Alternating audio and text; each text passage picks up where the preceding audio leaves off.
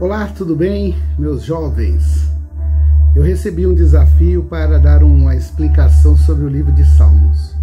Eu achei muito interessante e descobri que esse livro, Salmo de número 3, ele traz 4 aplicações importantes para a sua vida. Fique até o final e você vai observar que realmente essa mensagem vai te ajudar. Antes de falar sobre o livro dos Salmos de número 3, eu devo ensiná-lo que na Bíblia o livro dos Salmos é composto por salmos individuais. Então, tecnicamente, eles são chamados de salmos e não de capítulo.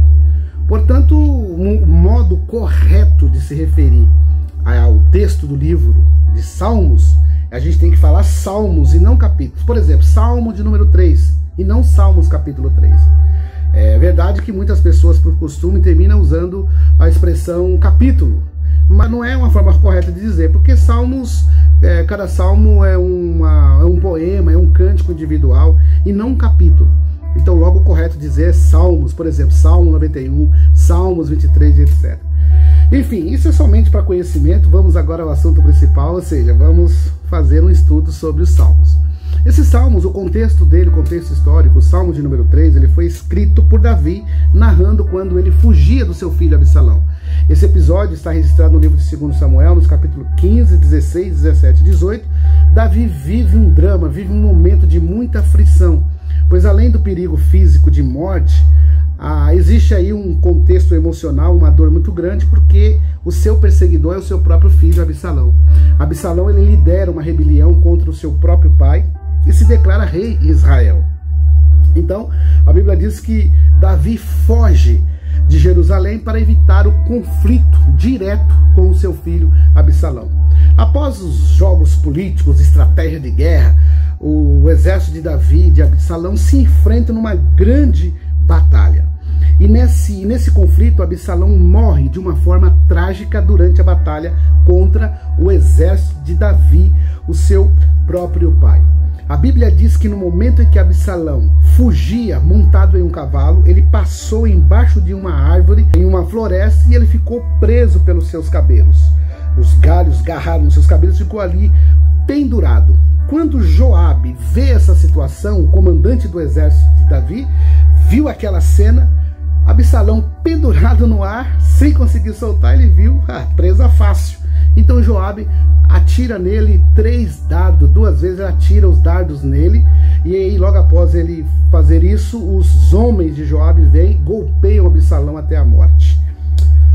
Apesar da vitória de Davi, Davi não ficou alegre com isso, ele ficou profundamente triste pela morte do seu filho Absalão. Então o Salmos de número 3, ele foi escrito diante desse contexto. Vamos aos versículos. Os versículos 1 e o 2, Davi se queixa diante do perigo e ele começa assim, ó. Salmo de Davi, quando fugiu de diante da face de Absalão, seu filho. Aí ele fala: Senhor, como têm se multiplicado os meus adversários? São muitos que se levantam contra mim. Muitos dizem da minha alma, não há salvação para ele em Deus. Então vocês observam que nesse versículo Davi mostra que está em uma situação de desespero. Ele está apavorado. E ele reconhece o aumento dos seus oponentes e sente a pressão e o julgamento público quando ele diz: não há salvação para ele. E aí quando a gente vai para os versículos 3 e 4, ele afirma que a sua confiança está em Deus. Porém, ele fala assim, ó, porém tu, Senhor, és o meu escudo para mim e para a minha glória, e que exalta a minha cabeça.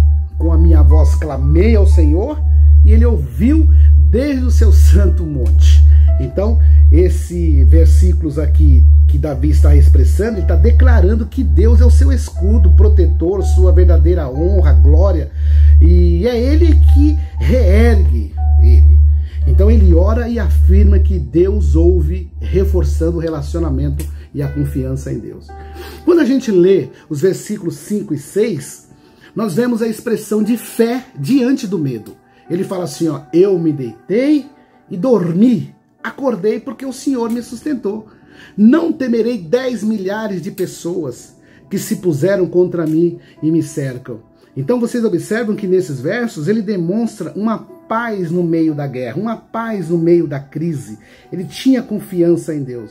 Ou seja, mesmo cercado por perigo, Davi dorme em paz, porque sabe que Deus cuida dele. Que esse também deve ser até o nosso dever. Quando a gente vai para o versículo número 7 e 8, ele termina com uma oração declarando a declaração de vitória. E ele fala assim, ó, levanta-te, Senhor, salva-me, ó Deus, pois fizeste a todos os meus inimigos nos queixos e quebraste os dentes dos ímpios.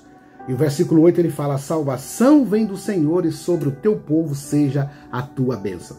Ele finaliza nesses versos com um grande brado de vitória. Ele termina dessa forma. Davi pede a intervenção divina, confiando que Deus derrotará os seus inimigos. E ele reconhece a salvação e a bênção pertence ao Senhor. Ele reconhece que a salvação e a bênção pertencem ao Senhor. E finalmente eu resumo o Salmo de número 3, entendendo que esse Salmo ele traz os 4 pontos importantes para nós, aqueles que eu falei lá no início. Que o primeiro, confiança em Deus mesmo nos piores momentos, que é o caso de Davi, né? O segundo, orar em meio à aflição, quando a gente estiver passando por dificuldade, a gente deve buscar a presença de Deus. A terceira, ter uma paz verdadeira que só vem de Deus, mesmo diante das situações, temos que ter paz no nosso coração, lembrando que a paz não é a ausência de problemas, mas sim a confiança em Deus. E o quarto, a salvação que pertence ao Senhor. Então, portanto, quando nós enfrentarmos os grandes desafios, sejam eles externos ou interno, podemos seguir o exemplo de Davi, orar e confiar, descansar em Deus. Mesmo quando julgados e rejeitados por outros, lembrar que Deus está vendo e Ele responde às nossas orações. Então, enquanto estivermos nessas situações, procurar experimentar paz que só Deus pode conceder, como Davi pôde dormir, confiante em meio ao perigo. Né? Eu quero concluir e finalizar essa reflexão dizendo que os Salmos de número 3 é uma oração de confiança em meio às grandes adversidades. Ele ensina que nós podemos apresentar as nossas angústias a Deus e confiar na proteção e na salvação que só vem dele. E que mesmo cercados de perigo, é possível experimentar a paz interior, a paz verdadeira que só vem de Cristo, tá bom? Deus abençoe e até uma próxima reflexão, se Deus quiser.